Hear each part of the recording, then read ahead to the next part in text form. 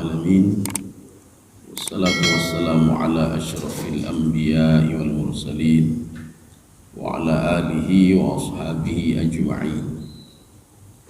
رضيت بالله ربا وبالإسلام دينا وبمحمد نبيا ورسولا. رب اشرح لي صدري ويسر لي أمري واحلل عقدة من لساني يفقهوا قولي. اللهم اجعل جمعنا هذا جمعا مرحوما وتفرقنا من بعده تفرقا معصوما. Kaum muslimin dan muslimat sidang jamaah subuh yang dirahmati Allah. Ketika Allah Subhanahu wa taala mengharamkan sesuatu, artinya ada hikmah di balik itu. Ketika Allah mengharamkan minum khamar, artinya Allah Subhanahu wa taala ingin menjaga akal manusia. Jadi artinya kalau sudah minum khamar, jadi kepalanya itu sudah terganggu. Akalnya sudah, kalau istilah fikih itu zala aqluhu. Akalnya sudah hilang. Kalau akalnya sudah hilang, itu tidak jauh berbeda dia dengan binatang. Kemudian kenapa kita diharamkan untuk melihat yang haram? Karena untuk membersihkan hati. Kalau selalu terbiasa dengan yang haram, maka hati ini tidak pernah tenang, apalagi salat khusyuk. Ya, kenapa? Karena dia selalu melihat yang haram-haram. Seorang itu kenapa diharamkan oleh Allah untuk makan yang bukan punya hak dia, mendalimi orang lain, makan haram dan lain sebagainya, untuk membersihkan jiwa dan tubuhnya. Ya, ini. Tetapi kejadian seperti ini, ya. Jadi pengharaman khamar itu berbeda nanti ketika manusia sudah dimasukkan ke dalam surga. Jadi ketika dimasukkan ke dalam surga, salah satunya yang dulu haram itu seperti khamar, itu tidak diharamkan lagi. Ya. Jadi makanya di dalam surga itu kan tidak ada mutahharah. Mutahharah itu semua suci, bersih. Jadi tidak ada yang kotor-kotor lagi, termasuk pembicaraan yang kotor-kotor itu tidak ada. Makanya orang minum khamar itu jangankan menghilangkan akalnya, dia ngomong sudah tidak teratur lagi. Ya, jadi makanya kita lanjutkan ayat ini. Ini tentang masih nikmat surga. Ketika diberikan oleh Allah Subhanahu wa taala, karena ayat sebelumnya itu wa ka'san dihaka. Jadi ka'san dihaka adalah sebuah gelas yang belum pernah disentuh oleh orang lain, yang isinya adalah minuman khamar. Ini ketika di dalam surga. Khamar ini berbeda dengan khamar dulu ketika masih di dunia. Karena diharapkan oleh Allah, kalau diminum khamar itu maka zala aqluhu, akalnya akan pergi dan dia tidak jauh dari binatang. Makanya banyak orang yang berbuat kejahatan gara-gara khamar. Maka kan sudah jelas dalam Al-Qur'an itu innamal khamru wal maisir wal ansab rijsun min amali syaitan. Itu najis itu. Ya. Rijsun min amali syaitan, itu perbuatan syaitan. Apa perbuatan syaitan? Itulah innamal khamru wal maisir. Maisir itu main judi. Maka gara-gara judi itu orang ribut satu sama lainnya. Sekarang kita lanjutkan masih pada surah An-Naba. An-Naba itu kalau kata Ibnu Abbas, An-Naba itu Al-Qur'an ya. Naba itu Al-Qur'an. Kalau kita lihat di dalam tafsir lain, An-Naba itu apa? An-Naba itu yaumul qiyamah. Karena An-Naba itu berasal dari kalimat nabaun. Nabaun itu apa? Berita besar. Kenapa Ibnu Abbas mengatakan Al-Qur'an itu adalah naba? Karena Al-Quran itu berita besar yang tidak pernah ditulis oleh sejarawan dan tidak pernah terpikirkan bagaimana masa depan dunia setelah ini, dan tidak pernah terpikirkan bagaimana tahapan-tahapan fase-fase kehidupan manusia kecuali dalam Al-Quran. Makanya dikatakan Al-Quran itu sebagai An-Naba oleh Ibnu Abbas. Walaupun penafsir lain mengatakan An-Naba itu adalah hari kiamat, hari yang tidak terpikir oleh manusia. Sekarang kita lanjut masih pada surah An-Naba ayat 35. A'udzu billahi minasyaitonir rajim. Bismillahirrahmanirrahim. Ini kalau kita tidak lihat tafsirannya, maka nanti terjemahnya akan lain nih, terjemahnya akan lain. Maka kita lihat tafsir ini. La yasma'una fiha laghwa wala kidzaba. Ini di dalam neraka nanti. Ini kalimat ini walaupun tidak ada yang membaca la tasma'una fiha, tetapi ini adalah jumlah iltifatiyah namanya. Jumlah iltifat. Arti iltifat, walaupun kalimat ini la yasma'una, itu maknanya la tasma'una. Kalian yang masuk dalam surga tidak akan pernah mendengar. Ya, nih. Jadi yasma' itu iltifat. Iltifat itu artinya memang ini kajian apa namanya? Itu dalam kajian ilmu tafsir memang sudah tinggi sekali kajiannya. Iltifat kadang-kadang Allah menggunakan kata-kata kerja dia, kadang-kadang Allah menggunakan kata kerja kamu, kadang-kadang Allah menggunakan kata kerja apa namanya mereka, kadang-kadang juga kamu sekalian. Ini namanya iltifat. Kadang-kadang dibalik-balik oleh Allah Subhanahu wa taala, maka membutuhkan kepada tafsir ya. Karena orang Arab biasa, kalau iltifat itu biasa sama mereka. Ketika sedang ngomong dia, berarti dia itu ada orang yang ketiga ya. Kalau ngomong kamu berarti orang kedua. Tetapi Allah pada kesempatan ini dalam Al-Quran sering menggunakan iltifat. Ketika menggunakan mereka, tapi digunakan kamu sekalian. Artinya apa? Kamu sekalian ada cikal bakal menjadi seperti mereka. Ya, ini. Mereka itu cikal bakal seperti apa namanya? Ada akal-akal mereka yang seperti kalian juga. Kita secara umum aja lah iltifat. Kalau belajar khusus itu iltifat itu sampai 1000 halaman tentang ayat-ayat yang ada iltifat di dalam Al-Quranul Karim. La yasma'una fiha, ini maknanya juga kamu, walaupun artinya mereka tidak mendengar di dalam neraka. Mendengar apanya? Kamu tidak mendengar di dalam neraka, di dalam surga apanya? Lahwa wala kitsaba. Lahwan ini kata-kata batil ya, kata-kata batil, kata-kata yang tidak baik. Wala kitsaba, dan bohong. Apa hubungannya dengan minum khamar? Ya. Kalau di dunia kita setelah minum khamar, na'udzubillah min dzalik, setelah minum khamar itu pasti keluar kata-kata batil dari mulut. Kemudian dari mulut juga keluar kata-kata kitsaba, seorang berbohong. Maka kalau seandainya minum khamar, itu dosa-dosa lain akan ikut semuanya. Ya, dosa lain akan ikut. Seperti digambarkan di dalam kitab-kitab tasawuf. Itu sebagai contoh itu Syekh Bal'am di situ diibaratkan selalu Syekh Bal'am itu. Terutama di dalam kitab-kitabnya Imam Al-Ghazali. Bagaimana Syekh Bal'am ketika dia terjebak di dalam satu ujian. Jadi di situ ada seorang wanita, ada seorang anak dan minuman khamar. Akhirnya apa? Dia milih, saya pilih yang ini saja. Ini cerita ini sudah masyhur di dalam kitab kajian tasawuf ya. Saya minum khamar saja. Dia pikir khamar itu beres, setelah minum khamar beres, Pak. Rupanya setelah minum khamar dia lakukan semua kejahatan dia lakukan gara-gara khamar ya. Gara-gara minuman keras. Jadi makanya di dalam surga itu ketika seorang minum minuman keras tidak memabukkan, Pak. Buktinya mana? La yasma'una fiha lagwa wala kitsaba. Ini erat hubungannya dengan ayat yang di atas. Wa ka'san dihaka. Ketika seorang itu di dalam surga bahkan disuguhkan minuman khamar. Minuman itu tidak memberikan efek sama sekali bagi hilangnya akal manusia. Sehingga ketika hilang akal manusia akan muncul kata-kata yang tidak dari mulutnya. Dia berbohong. Makanya seorang kalau sudah minum khamar dia pasti berbohong nih. Kenapa? Karena akalnya sudah tidak terkontrol lagi.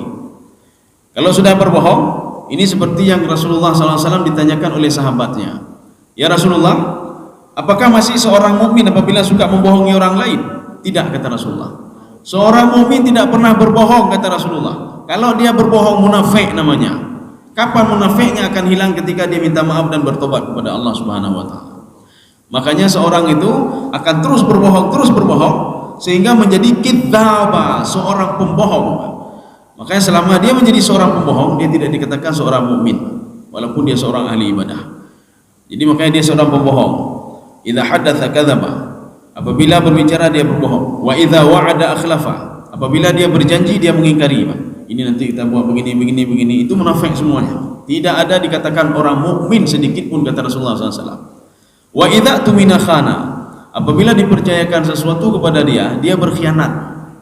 Apabila salah satu tiga itu ada pada seorang mukmin, dia sudah menjadi orang munafik, kata Rasulullah SAW.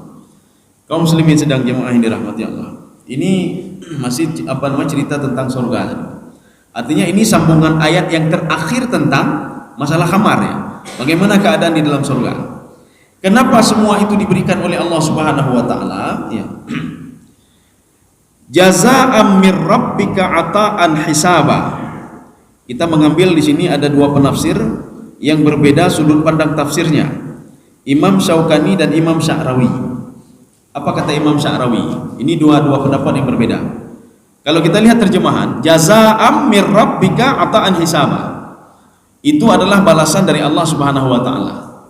Arti balasan itu apa? Apa yang sudah dia perbuat itulah dibalas oleh Allah. Ini menurut tafsir Jalalain. Tetapi kita lihat ada dua ulama tafsir yang berbeda sudut pandang terhadap ayat ini. Imam Sya'rawi mengatakan makna jazaa'am mir rabbika, balasan dari Allah, hibah bila amal. Itu adalah pemberian tidak tergantung kepada amal ibadah kita.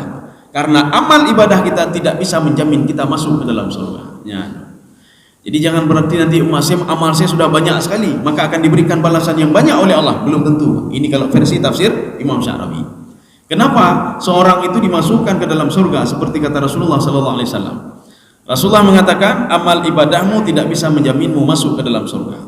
Sahabat bertanya lagi, wala anta ya Rasulullah, termasuk engkau ya Rasulullah? Ya, termasuk saya. Amal ibadah saya, apapun yang saya lakukan tidak bisa menjamin saya masuk ke dalam surga. Akhirnya sahabat bertanya lagi, kalau demikian ya Rasulullah, apa yang bisa memasukkan kita ke dalam surga? Rasulullah menjawab, ridha Allah. Ya. Jadi rahmat Allah, ridha Allah yang bisa memasukkan kamu ke dalam surga. Makanya kita ini salat subuh tadi berjamaah untuk apa? Untuk mendapatkan ridha Allah. Ya. Untuk mendapatkan rahmat Allah. Karena rahmat Allah itu tidak menentu. Ada kalanya melalui di ibadah zahir, kadang-kadang ibadah batin, kadang-kadang dengan menolong orang lain, kadang-kadang dengan salat subuh berjamaah tadi, kadang-kadang dengan melakukan kewajiban-kewajiban, kadang-kadang melakukan ibadah-ibadah sunnah, kadang-kadang melakukan ibadah-ibadah sampingan. Ya. Itu gara-gara itu mungkin dapat rahmat Allah Subhanahu wa taala. Ini kalau versi tafsir Sya'rawi. Kalau di dalam tafsir Asy-Syaukani, di dalam kitab beliau Fathul Qadir, apa kata beliau? Ini jazaa'an mir rabbika ata'an hisaba muwafiqan li amalihim, sesuai dengan amal yang sudah mereka lakukan. Mereka melakukan apa? Maka dibalas oleh Allah Subhanahu wa taala. Ini bagaimana kita kombinasikan dua pendapat ini? Kalau kita kombinasikan dua-dua tidak ada tidak bertentangan sebenarnya. Tidak ada bertentangan sama sekali. Kalau kita melihat Imam Asy-Sya'rawi, beliau sesuai dengan hadis Rasulullah, amal ibadahmu tidak bisa menjaminmu masuk ke dalam surga. Makanya beliau mengatakan hibah bila amal. Surga itu adalah hibah. Kita kan sering nanti menghibah, nyolong hibah ya Bu? Ya. Bila amal tanpa ada apa-apa. Artinya dia hibahkan sesuatu bukan karena penduduk kampung membayar dia, tidak. Ini hibah saya. Nah, begitu Pak. Jadi ini surga itu adalah hibah. Ini menurut versi Imam Sya'rawi. Hibah terhadap orang-orang bila amal, tanpa ada amal apapun. Adapun orang nanti amalnya sedikit tapi diberikan juga, ada amalnya banyak diberikan juga, karena bukan tergantung pada amalnya tetapi tergantung pada rahmat Allah Subhanahu wa taala. Yang kedua, Imam Syaukani mengatakan, ini kalau kita lihat bertentangan enggak? Tidak bertentangan juga. Beliau mengatakan muwafiqan li amalihim, karena mereka itu sesuai dengan amalnya. Maksud sesuai dengan amal begini. Kalau mereka itu diperintahkan oleh Allah yang baik, mereka ikut. Kalau disuruh oleh Allah yang tinggalkan yang jahat, ikut juga. Maka orang seperti ini kan pantas dapat balasan. Kalau dibandingkan dengan orang disuruh sesuatu tapi dia tidak mau ikut, dilarang sesuatu tapi dia lakukan sesuatu hal itu, maka jangan pernah harap surga bagi dia. Maka kalau kita kombinasikan dua-dua ini, tidak ada bertentangan sama sekali. Makanya di dalam kajian ilmu hadis itu di dalam fi mustalahil hadis ada istilahnya, kalau ada dua hadis yang bertentangan, ada kajian namanya al-jam'u. Jam'u itu apa? Dikumpulkan dua hadis itu, dilihat. Ini hadis ini cerita tentang apa ini? Ini tentang apa ini? Sehingga tidak pernah bertentangan hadis. Maka kita saja yang tidak pernah kita tidak pernah ada ilmu untuk ke situ. Kita selalu ketika melihat satu hadis, ini kok berbeda hadis sama hadis ini? Kok berbeda dengan hadis itu? Maka kita selalu mengatakan hadis saja bertentangan. Ya, satu sama lainnya tidak benar, bertentangan. Padahal kita yang tidak paham. Kita kumpulkan hadis itu dulu. Ini masalah hadis seperti hadis membasuh kepala. Wamsahu biru'usikum. Sebagian mengatakan bahwa itu adalah bali tab'id. Tab'id apa? Sebagian rambut saja sudah cukup. Coknya rambut Pak. Sebagian mengatakan bahwa itu kulli Pak, untuk semuanya, berarti basuh semuanya gitu. Ini mana yang benar ini? Kita tidak berdiri pada mana yang benar. Kita lihat kita berdiri pada yang benar hadis saya. Yang benar hadis saya maka rudu. Aini hana tojak temayang li. Maka gara-gara karuno. Enggak ada bunyi salat lagi. Kenapa? Mau pergi salat ribut saja nanti. Ya. Padahal kalau kita kumpulkan hadis ini, dua-dua tidak bertentangan. Dua-dua dilakukan oleh Rasulullah sallallahu alaihi wasallam. Anak karu-karu deh. Kita sekarang pilihan. Kalau bukan ahlu sunnah berarti ini ahlu sunnah, berarti itu bukan ahlu sunnah. Itu pilihan kita. Kalau bukan A berarti B. Kamu siapa? Ahlu sunnah? Bukan. Oh berarti ini kelompok ini. Kamu kelompok ini. Oh berarti yang itu ahlu sunnah. Kita selalu begitu, Pak. Ya. Padahal kalau kita ini kan baik-baik, dua-dua itu tidak pernah bertentangan. Kenapa tidak pernah bertentangan? Rasulullah sallallahu alaihi wasallam pada suatu waktu ketika berwudu, beliau mengambil air dan membasuhkan sebahagian yang ada di dalam jubahnya saja. Dilihat oleh yang periwayat hadis, beliau menulis hadis, Rasulullah berwudu hanya sebahagian rambutnya saja. Ketika pada suatu hari lagi, Rasulullah pergi perjalanan, dalam perjalanan. Kan kalau kita pergi dalam perjalanan kan rambut kita ini penuh debu. Makanya Rasulullah mengambil air dan membasuh seluruh kepalanya. Dikhawatirkan apa ada debu-debu yang lengket di kepalanya. Dilihat oleh penulis yang kedua, periwayat yang kedua, Rasulullah berwudu membasuhkan seluruh kepalanya. Akhirnya apa? Mereka tidak pernah ribut-ribut. Bisa menggunakan yang ini, bisa menggunakan yang satu lagi. Ya. Jadi artinya apa? Kalau kita sebagian itu bersikeras yang betul adalah saya, satu lagi yang betul adalah saya. Maka di dalam kajian ilmu hadis itu ada namanya al-jamu. Kita kumpulkan hadis itu. Ini hadis ini ketika Nabi sedang begini, hadis ini ketika Nabi sedang dalam posisi yang lain. Kaum muslimin sedang jemaah yang dirahmati Allah. Ini jazaa'an mir rabbika ata'an hisaba. Jadi bukan hadis saja yang para penafsir juga sering bertentangan dalam menafsirkan Al-Qur'an dengan cara berbeda sudut pandang. Jadi makanya kalau kita menulis sesuatu di papan tulis, kita tanya sama anak-anak. Kita buat gambar segi empat, yang Mbak Anumin, Pak. Kalau anak-anak yang di rumah dia banyak mainan, dia akan mengatakan apa itu seperti mainan saya itu. Ya, nih, Pak. Kalau seandainya anak-anak itu ayahnya petani, dia akan mengatakan itu sawah ayah saya itu seperti itu. Kayak bekas sawah lembah. Jadi mainan, Pak. Padahal gambar itu kan cuma gambar dari sudut pandang orang yang melihatnya. Kalau orang yang selalu pergi ke sawah, maka sawah kata dia. Kalau disuruh lihat sama orang yang kerja bangunan, dia akan mengatakan he had reflect lego, cut reflect lego. Padahal gambarnya satu. Jadi makanya kita lihat dari sudut pandang mana. Tafsir begitulah muncul tafsir. Ketika seorang pakar bahasa melihat sebuah ayat itu, dia melihat dari sudut bahasanya. Ketika ada penafsir dari tasawuf, dia melihat Al-Qur'an, dia melihat dari sudut pandang yang lainnya. Makanya Imam Al-Qushairi nanti ada juga dia di dalam tafsir ini kita ambil sebagai pembanding saja. Artinya beliau kenapa berbeda-beda tafsir itu, bukan berbeda, sudut pandang keilmuan mereka yang berbeda. Maka pemahaman mereka juga berbeda. Ata'an hisaba. Ata ini itu kalau istilahnya di dalam ilmu nahwu namanya badal. Badal itu kata ganti. Kata ganti itu apa? Kata ganti daripada jazaa'an mir rabbika, balasan dari Tuhanmu. Balasannya apa? Ata'an hisaba. Ya. Ini sama begini. Pak Jokowi, Presiden Indonesia. Presiden Indonesia, Pak Jokowi. Jokowi adalah Presiden Indonesia adalah Jokowi. Nah gitu, Pak. Ini badal namanya. Jazaa'an min rabbika, balasan dari Tuhanmu. Apa balasannya? Ata'an hisaba. Ata'an hisaba itu apa? Jazaa'an min rabbika. Nah, ini namanya badal. Badal itu kata ganti, pengganti, Pak. Ya, di dalam ilmu nahwu. Berarti ata'an itu sama jazaan. Ata'in itu adalah pemberian Allah Subhanahu wa taala. Kalau versi Imam Sya'rawi tanpa amal, hibah tanpa amal, diberikan tanpa amal. Kenapa diberikan tanpa amal? Karena tidak sebanding dengan amal kita, Pak. Kita salat sedikit, sedekah sedikit, semua sedikit. Bangun dengan malam pun tidak ada. Baca Al-Qur'an mungkin satu hari satu ayat. Kalau kita kalkulasikan tidak cocok dengan balasan kita, Pak. Ya. Maka ini kata Imam Sya'rawi, ata'an hisaba. Pemberian yang banyak sekali yang tidak kalau dibanding-bandingkan dengan amal ibadah hana terbanding, tidak sebanding dengan amal ibadah. Makanya ibadah kita kan dilipat gandakan, buat sedikit tapi dilipat gandakan oleh Allah Subhanahu wa taala. Inilah yang membuat Nabi Musa alaihissalam menangis ketika Nabi Muhammad sallallahu alaihi wasallam dan Jibril masuk bertemu dengan Nabi Musa di langit berapa? Langit kelima. Ketika itu inilah satu-satunya nabi di antara 7 langit itu yang ada Nabi Musa itu, beliau saja yang menangis, Pak. Lain tidak menangis. Jadi ketika itu ditanya oleh Jibril, kenapa kamu menangis? Nabi-nabi lain tidak menangis. Kenapa kamu menangis? Apa kata Nabi Musa alaihissalam? Tuba hadzal ghulam. Berbahagia sekali ini pemuda ini yang untuk Nabi Muhammad sallallahu alaihi wasallam. Ketika Nabi Muhammad Mi'raj. Ada apa sebenarnya? Ini umur umat dia ini umurnya pendek-pendek ya. Berbeda dengan umat saya umurnya panjang-panjang sampai ratusan tahun lamanya.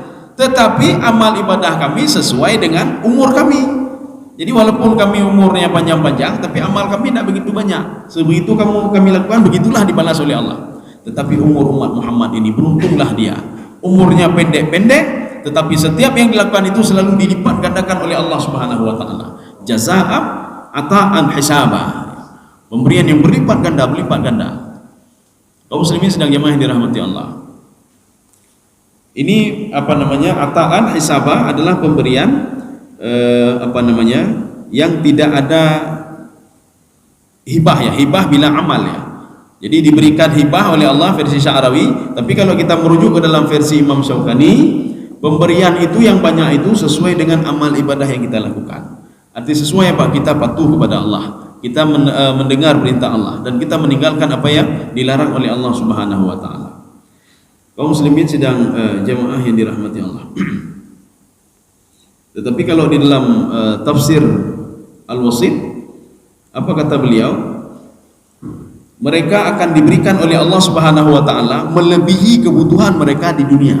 Ya, maka kalau kita ingin suatu hal yang lebih, maka beramal ibadahlah. Nanti akan dibalas oleh Allah lebih daripada kebutuhan kita di dunia. Kita di dunia butuh kathib tapi ini lebih daripada itu. Makanya ada di dalam tafsir ini dikatakan begini. Min qaulihim a'tani fa ahsabani. Allah memberikanku sesuatu dan sudah mencukupkan. Kathib memang. Artinya sudah cukup, ditambah lagi oleh Allah. Ai aktsar alayya hatta qultu, sehingga sudah banyak sekali. Ini ketika seorang masuk ke dalam surga. Sehingga sudah banyak sekali pemberian Allah Subhanahu wa taala. Ini dalam tafsir Sawi ini, Pak. Hatta qultu, sehingga saya mengatakan kepada Allah, hasbi, cukup, udah cukup ya Allah, banyak sekali sudah ini. Geju-geju, Pak. Ini namanya ata'an hisaba. Kaum muslimin sedang jamaah yang dirahmati Allah. Siapa yang memberikan itu? Siapa yang memberikan ata'an hisaba? Siapa yang memberikan jazaa'an min rabbika? Rabbuka itu siapa sebenarnya? Maka dijelaskan secara rinci oleh Allah Subhanahu wa taala. Kalau di dalam tafsir Jalalain sesuatu hal yang masih umum kemudian dirincikan lagi, ini namanya tafsiriyah namanya. Tetapi kalau di dalam tafsir Baitawi ini namanya tafsiliyah. Jadi bedanya apa? Tafsiriyah, satu lagi tafsiliyah. Makanya yang pertama itu namanya bayan tafsiri namanya. Yang kedua bayan tafsili namanya. Bedanya cuma di tafsir dan tafsil. Tapi kalau kita lihat arti sama saja. Dirincikan oleh Allah Subhanahu wa taala. Siapa itu mir rabbika ata'an hisaba? Siapa yang memberikan kita sesuatu itu? Siapa yang memberikan kita surga dan isi-isinya? Rabbis samawati wal ard. Bacaannya boleh dua. Boleh kita baca Rabbus samawati wal ard. Boleh dibaca Rabbis samawati wal ard. Kenapa dibaca Rabbi? Karena kalimat sebelumnya adalah ata'an mir rabbika. Makanya Rabbis samawati wal ard. Kenapa dibaca Rabbu? Karena dia itu sebagai mubtada, kalimat baru. Ya. Siapa itu Allah? Allah adalah Rabbus samawati wal ard. Sekarang kita ingin lihat Rabbun itu apa sebenarnya. Kalau Rabbun itu cocok kita kembali ke tafsir Al-Baitawi. Karena tafsir lain itu tidak membahas secara rinci makna Rabbun. Kata beliau Rabba itu, jadi Rabbus samawati wal ard, yang mengatur langit dan bumi. Apa makna Rabbun itu? Di dalam tafsir Al-Baitawi beliau mengatakan Rabba yurabbi asluhu minat tarbiyah. Tarbiyah itu mendidik, artinya mendidik. Mendidik, makna mendidik ketika kita tanam biji-bijian, kita tanam kopi atau tanam cabai, tidak kita tinggalkan begitu saja. Jadi hari pertama kita lihat lagi, hari kedua begitu juga. Bahkan bukan setiap hari, setiap jam kita pantau.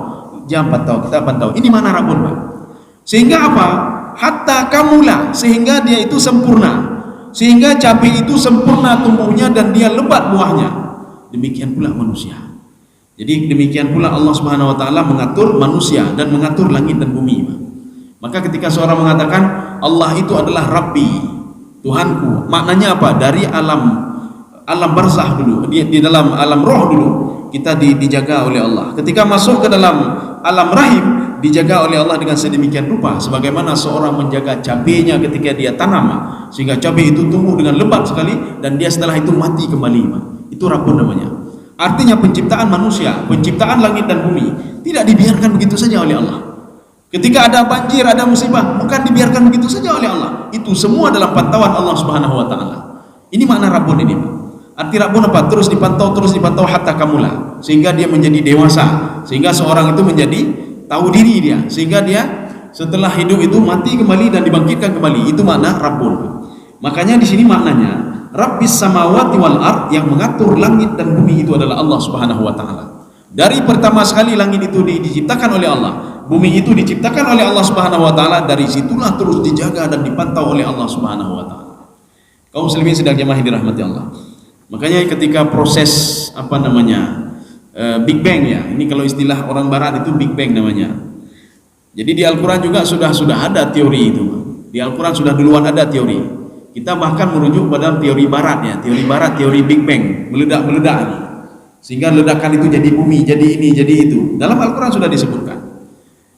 Annas samawati wal arda kanata ratqan fafataqnahuma. Langit dan bumi dulu menyatu. Ketika itu kata Allah Subhanahu wa taala, fafataqnahuma, saya pisahkan langit dan bumi. Bagaimana dipisahkan langit dan bumi? Dijawab oleh Ibnu Abbas dalam tafsir beliau, fayabqa al-ardu fi makanihi faturfa'us samawat.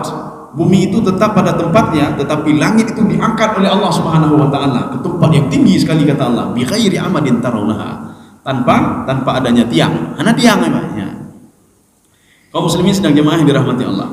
Makanya setelah diangkat itu, apapun yang ada di langit, apapun yang ada di bumi, semua dikontrol oleh Allah, dalam kontrolan Allah. Jadi makanya was sama'i wal ardi wa ma tahaha. Ada juga nih was sama'i wa ma banaha. Saya bersumpah demi langit. Wa ma banaha. Kalau kita melihat ma itu dari makna mausul isim mausul, itu artinya apa? Saya menciptakan langit. Tahu nggak langit? Apa itu langit? Banaha, yang sudah diangkat oleh Allah. Satu. Kalau ma itu kita tafsirkan dengan ma masdariyah. Saya bersumpah demi langit dan apa-apa yang ada di langit, semua ciptaan saya, kata Allah Subhanahu wa taala. Semua di bawah pantauan saya. Maka tidak perlu heran, anda perlu heran ya. Matahari kok dia seperti dikontrol ya, Pak.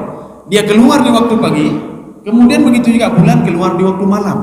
Begitu juga planet-planet yang lain. Kenapa tidak saling beradu satu sama lainnya? Semua sudah di dalam kontrol Allah. Dijawab oleh Allah dalam surah Yasin, kullun fi falaki yasbahun. Kalian tenang saja wahai manusia. Itu yang saya ciptakan itu, mereka sudah jalan pada aturannya masing-masing. Jadi kita bayangkan saja kalau tidak ada lampu merah. Kalau tidak ada lampu merah itu, traffic light gitu.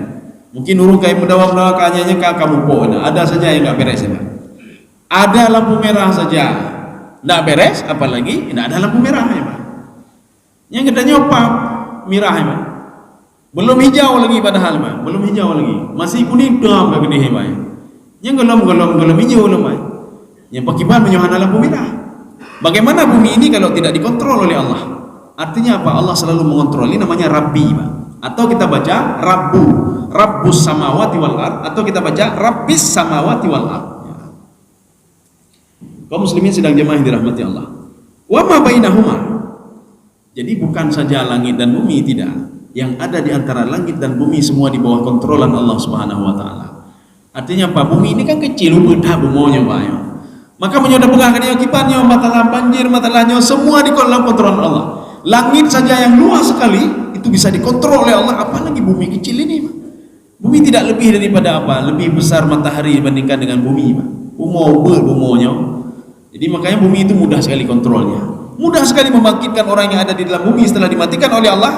Kemudian apa? Dibangkitkan kembali, itu mudah sekali, kata Allah. Kenapa kecil sekali bumi itu? Ya. Makanya ada yang tidak kita ketahui tentang bumi, Pak. Langit itu rupanya ada langit ketujuh ke atas, bumi begitu juga, ada bumi ketujuh ke bawah itu. Jadi makanya di dalam Al-Quran itu dibuat sebuah supaya manusia terus berpikir, Pak. Terus berpikir. Wal ardi wa ma tahaha.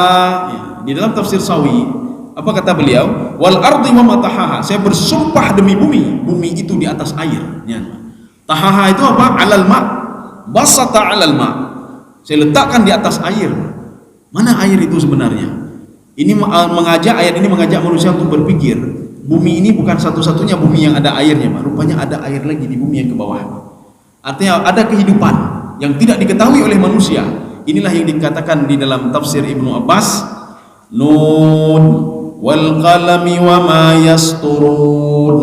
Nun itu apa? Demi ikan paus yang pernah menelan Nabi Yunus alaihissalam. Di mana ikan paus itu? Di bumi ketujuh di bawah itu, hidup di sebuah lautan yang besar sekali.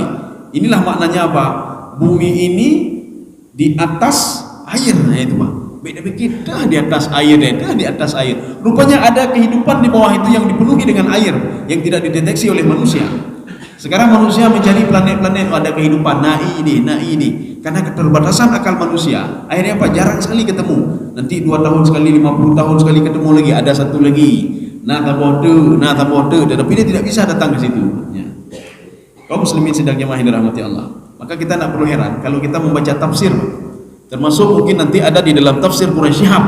Tapi saya tidak yakin juga. Saya rasa memang ada di dalam tafsir beliau. Itu ada ibaratnya apa? Bumi ini di atas ikan paus, ya.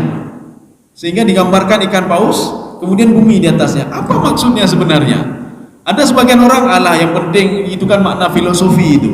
Artinya apa? Ikan paus, bumi itu ikan paus. Artinya kalau ikan paus itu bergoyang maka gempa, terjadi gempa yang kengkang nih Pak. Maknanya apa? Ikan pausnya di bawah di sana, Pak. Sebagaimana tafsir Ibnu Abbas. Bumi itu ya di sini. Arti di atas ikan paus, di bawah bumi ini ada kehidupan lain yang tinggal di situ ikan paus. Ya. Allahu a'lam bishawab. Kaum muslimin sedang jemaah dirahmati Allah. Wa ma bainahuma. Jadi apa yang ada di langit dan di bumi, semua dalam kontrolan Allah Subhanahu wa taala. Bahkan Allah mengatakan begini, bagi orang-orang yang masalah rezeki kan. Ya Allah, pun agak rezeki lon ya. Yang masalah rezeki kita, masalahnya kalau kita tanya beberapa orang, berapa problem pasti rezeki mendung. Berapa problem pasti rezeki, Pak. Rezeki mendung ya, Pak. Maka beliau mengatakan saya hana rezeki yang kibanjaranya. Ya. Allah mengatakan begini. Coba lihat binatang. Binatang ada akal enggak? Coba lihat burung, kata Allah. Burung itu ketika pagi hari bersuara dia imetu, Pak. Tapi ketika dia pergi dan dia pulang ke tempatnya sendiri, ke tempat yang asal dia tidak pernah lagi Kenapa? Karena dia sudah kenyang, kata Allah. Siapa yang memberikan seperti itu? Itulah saya. Kenapa saya berikan kepada dia? Karena dia mau berusaha, dia keluar. Maka kalau kalian mau cari rezeki, keluar dulu kata Allah. Maka Allah katakan famshu fi manakibiha. Yang disuruh apa? Disuruh keluar, kerja dulu. Wa kulu min rezeki, setelah itu akan saya berikan rezeki, kata Allah. Makanlah rezekiku, kata Allah. Rezeki itu saya berikan. Yang penting kalian patuh dulu kepadaku. Ikutilah norma-norma mencari rezeki. Jangan cari rezeki secara haram. Jangan cari rezeki begini, jangan begini. Kalau kalian buat juga, saya berikan juga, kata Allah, tapi tidak berkah, kata Allah. Saya berikan juga, tetapi untuk mengazab kalian di dunia ini, kata Allah Subhanahu wa taala. Ya. Kaum muslimin sedang jemaah yang dirahmati Allah. Kita lanjut satu ayat lagi. Ya. Setelah itu kita buka dialog. Ar-Rahmani. Ini bisa dibaca dengan Ar-Rahmanu. Bacaannya boleh dua. Kenapa dibaca Rahmani? Karena kita di atas baca Rabbis samawati wal ard. Kenapa dibaca Rahmanu? Karena kalau di atas kita baca Rabbus samawati wal ard. Ya, boleh dua-dua. Tapi yang nggak boleh baca 3-2-2 aja ini, pilih ya. Kalau di atas kita baca Rabbi, berarti di bawahnya Ar-Rahmani. Kalau di atas kita baca Rabbu, berarti kita baca Ar-Rahman, Ar-Rahmanu. Ya. Jadi memang ini di dalam tafsir surah Al-Fatihah, Ar-Rahman itu berbeda dengan Ar-Rahim. Ar-Rahman itu beda dengan Ar-Rahim. Kata Ibnu Abbas, Ar-Rahman a'ammu minar Rahim, Ar-Rahimu akhassu minar Rahman. Rahman itu lebih umum. Arti lebih umum apa? Kasih sayang Allah kepada semuanya, semua makhluk. Tetapi Ar-Rahim itu ablahu, kata Imam Al-Baydawi, ablahu minar Rahman. Dia lebih balik, kalimatnya lebih tinggi dibandingkan dengan Ar-Rahman. Kenapa? Karena Ar-Rahimnya Allah itu khusus bagi orang-orang tertentu saja. Ar-Rahman itu untuk semuanya. Jadi makna Ar-Rahman di sini itu adalah mencakup Ar-Rahim. Nah, betalah ini. Nanti kita jangan terbayang Ar-Rahman ini Bismillahirrahmanirrahim. Ar-Rahman itu diberikan untuk semuanya, Pak kafir semuanya. Ar-Rahim untuk orang-orang beriman saja. Ini sudah mencakup Ar-Rahim. Artinya apa? Karena ini cerita tentang surga. Cerita tentang balasan Allah Subhanahu wa taala yang diberikan pada orang yang patuh dan taat kepada Allah. Ar-Rahman. Ada apa dengan Ar-Rahman? La yamlikuna minhu khitaba. Ya, ini kita ambil di dalam tafsir Al-Qushairi sekali, Pak. Al-Qushairi adalah seorang penafsir sufi, Pak. Apa kata beliau? ketika kita dibangkitkan di padang mahsyar nanti, kita ulun paling gathi negeri danyo, paling gathi, paling miskin, paling fakir. Kenapa paling fakir miskin? Baju tidak ada, celana tidak ada, sendal tidak ada, apa-apa tidak ada. Berbeda dengan ketika kita lahir di dunia. Ketika kita baru lahir di dunia, pakaian sudah disiapkan. Kayak siapkan pakaian, sudah disiapkan semuanya, tempat tidur sudah ada, semua sudah ada. Artinya apa? Walaupun kita hidup di dunia tidak ada apa-apa, sudah ada yang mempersiapkan. Tapi ketika di akhirat nanti, kata Imam Al-Qushairi, la yamlikun, makna la yamlikun, tidak punya apa-apa. Maka kalau tidak punya apa-apa, jangan pernah mengharap bisa ngomong dengan Allah Subhanahu, maka dia malu sekali pada Allah. Ini makna la yamlikuna minhu khitaba. Dia tidak berani ngomong dengan Allah Subhanahu wa taala. Ini sesuai juga dengan tafsir Imam Imam Jalalain ya. Kata beliau apa? Khaufan min Allah. Dia takut sekali kepada Allah Subhanahu wa taala. Sudah fakir gathin lah, malu berhabang Allah Subhanahu wa taala. Kenapa malu? Sudah baju tidak pakai, celana tidak pakai, buat kejahatan lagi. Ya. Makanya permohonan mereka satu kepada Allah. Apa satu? Ya laitaha kanatil qadiyah. Ya Allah, matikan saja kami ya Allah. Nyo kam maleh dah cukup maleh dulu ya Allah. Yang pun maleh, yang kedua amal hana, yang kelima kejahatan saya lakukan, yang keempat saya ada masalah dengan orang lain. Belum masalah sendiri saya beres, saya ada masalah dengan orang lain ya Allah. Saya utang sama dia, saya ini sama dia, saya bermasalah dengan dia, saya zalimi dia, saya kurangi ini dia, saya kata-katain dia, bermasalah dengan dia. Sudah saya begini, kagatin loh, nama masalah lah engkau. Maka permohonan dia satu pada Allah, ya laitaha kanatil qadiyah. Ya Allah, kembalikan saya, matikan saya saja ya Allah. Menunggu mati mendenglu. Artinya kalau mati saya itu adalah sebuah ketenangan jiwa bagi saya ya Allah. Sehingga saya tidak ada urusan lagi dengan orang itu ya Allah. Ya. Ini dalam versi tafsir Al-Qushairi. Jadi kata beliau, karena beliau melihat dari segi sufi, Pak. Sufi itu kan dia menjaga diri, Pak. Orang sufi, Pak. Makanya orang ketika dibangkitkan di padang mahsyar, seorang itu sangat fakir dan miskin, kata Imam Al-Qushairi, sehingga ngomong dengan Allah saja tidak berani dia, tidak berani ngomong dia sama Allah. Ketika dia ngomong pun harus tertunduk dia. Nakisuru usihim, ya, itu dalam surah As-Sajdah. Rabbana absarna wa sami'na, Rabbana absarna wa sami'na farji'na na'mal salihan inna muqinun. Ya Allah, kembalikan kami lagi ya Allah, ya Allah. Ini artinya apa? Ini kalimat putus asa nih, Pak. Walaupun tak mungkin lagi. Yang mereka minta itulah tadi, ya laitah kanatil qadiyah, matikan kami saja. Tapi kalau yang kedua ini memang enggak mungkin lagi, kembalikan kami ke dunia. Memang enggak mungkin lagi, Pak. Mereka mengharap masih pada matikan saja kami ya Allah. Hancurkan kami saja ya Allah. Sehingga pancu kami tidak akan merasai lagi bagaimana azabnya neraka. Kami tidak merasai lagi bagaimana orang lain mengejar-ngejar kami, menuntut balas dari kami ya Allah. Menuntut yang sudah kami zalimi dia ya Allah. Ya, ini makna la yamlikuna minhu khitaba. Kalau di dalam tafsir At-Tabari itu beliau lain lagi, Pak. Khitaba itu kalaman seorang tidak berani ngomong macam-macam dengan Allah Subhanahu wa taala. Itu pun berani dia ngomong setelah diizinkan oleh Allah Subhanahu wa taala. Kita kalau masuk rumah orang lain, Pak, belum datang ke rumah presiden ya, Pak, atau kita masuk dalam istana presiden, tidak berani ngomong macam-macam, Pak. Kecuali diizinkan, Pak. Coba kamu ngomong, baru dapat apa ya? Itu pun senangnya luar biasa. Kemudian ketika kita bertanya sesuatu, itu sudah ada pasukan-pasukan. Ini tanyaannya tidak boleh lebih dari ini, sekian menit. Suka ya tuh, itu masih di dunia, belum lagi di akhirat. Artinya semua ucapan kita diatur semua, kita tidak berani apa-apa. Termasuk malaikat sendiri, para nabi dan rasul sendiri tidak berani ngomong macam-macam. Belum gedanya. Bukan model-model para nabi dan sahabat dan aulia loh, Pak. Yang urung biasa, urung awam katanya. Jadi artinya apa? Lebih-lebih lagi kita. Mana tadi? Ini makna khitabah. Dalam tafsir Al-Qurtubi, Imam Al-Qurtubi mengatakan la yamlikuna syafa'ah illa bi'idnihi.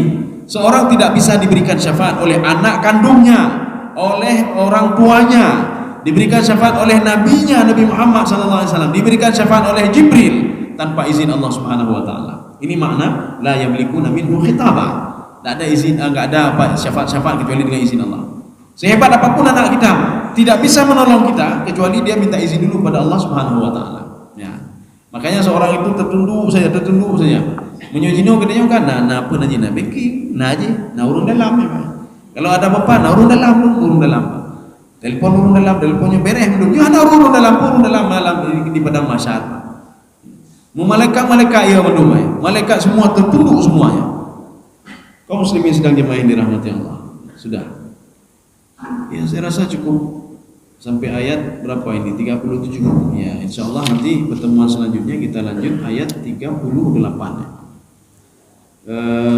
Saya rasa cukup sekian saja. Mungkin tidak usah pertanyaan lagi. Oh ya, baik. Assalamualaikum warahmatullahi wabarakatuh. Waalaikumsalam. Jadi ada dalam tafsir yang ada menyebutkan kecuali Nabi Muhammad pada saat dibangkitkan di awal bangkit kemudian diberikan pakaian oleh malaikat yang dalam surga. Iya. Ini tidak disebutkan dalam Al-Quran. Selain manusia, selain Nabi Muhammad, arti telanjang semua. Iya, iya. Nah, apakah ambia-ambia juga nabi-nabi lain tidak telanjang atau khusus ambia-ambia dan nabi-nabi yang diberi pakaian juga yang tanpa hisab? Oh ya, iya. Ini nanti ada pengecualian Pak di dalam hadis ya. Di dalam hadis itu pun sudah diberikan izin nanti. Termasuk ada anak yang lahir prematur ya, anak yang meninggal dunia ketika lahir di dalam kandungan. Ketika dia baru lahir meninggal. Ini anak-anak ini akan mencari kedua orang tuanya di padang mahsyar dengan membawa baju untuk menutupi aurat orang tuanya. Ya, satu. Yang kedua, kalau punya anak penghafal Quran, dia akan mencari juga membawa jubah mencari orang tuanya. Orang burung cilur dia pakaikan. Dua. Yang ketiga, orang-orang yang ketika di dunia dia salat fardu, dia berkurban, fasalli li rabbika wanhar. Maka mereka ini akan digiring pada satu tempat ke telaga Al-Kautsar yang dijaga oleh sab'ina alfa malaikah, 70.000 malaikat. Sebelum masuk mereka dipakaikan jubah semua untuk menutupi aurat mereka, semua dipakaikan pakaian. Bukan pakai pakaian dan sendal dan lain sebagainya. Kemudian ada pengecualian lain. Yang tinggal di padang mahsyar akhirnya dilir-dilir berdua. Ya, mereka telanjang enggak pakai apa-apa, enggak pakai. Itulah ini pengecualian nanti. Ya, pengecualian. Artinya secara garis besar, secara umum, manusia itu ketika ketemu dengan Allah la yamlikuna minhu khitaba. Kalau kita merujuk dalam tafsir Qusyairi tadi, bahkan enggak punya apa-apa, baju enggak ada, apa-apa enggak ada, mereka berdiri saja. Kecuali setelah diizinkan oleh Allah Subhanahu wa taala. Anak-anak yang saleh, tolong orang tuamu. Wahai anak-anak yang mati dalam keadaan prematur meninggal itu, tolong orang tuamu, ambil orang tuamu. Bahkan ada anak yang saleh itu, dia langsung membawa orang tuanya masuk ke depan pintu surga. Sehingga ditanya oleh malaikat, hal jista sirat, kamu sudah melewati sirat? Apakah kamu sudah dihisab? Apakah kamu sudah di ini? Apa kata orang tua tadi? Oh, lah nampung, lah nilon me kena. Anak saya bawa kemari. Saya nak tahu apa-apa saya. Daripada mahsyar sudah dibawa kemari. Malaikat bertanya kepada anak itu, kamu izin dari mana kamu? Anak itu menjawab, izin dari Allah Subhanahu wa taala. Malaikat baru diam. Ya. Jadi gitu. Jadi ada orang-orang khusus sendiri.